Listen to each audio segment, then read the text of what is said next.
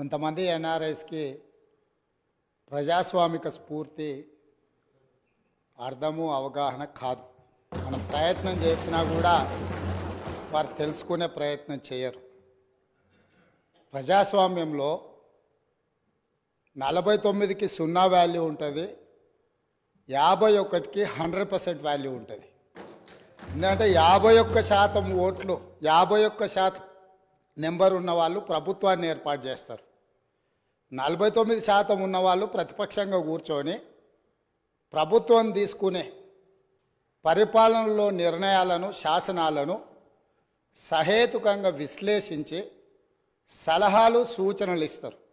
సలహాలు సూచనలు ఒకవేళ ప్రభుత్వము పెడచెవిన పెడితే నిరసనలు, ధర్నాలు, రాస్తారోకలు చేస్తారు.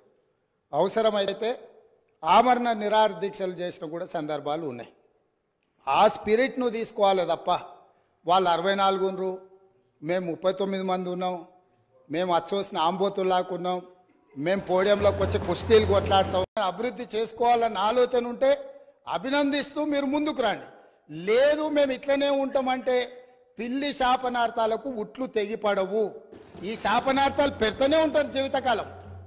కాబట్టి దయచేసి ప్రతిపక్షానికి నేను సూచన చేస్తున్నా, మేం పాలకపక్షంగా మా విజన్ డాక్యుమెంట్ని సభలో పెడుతున్నాం. మీరు సలహాలు సూచనలు ఇవ్వండి.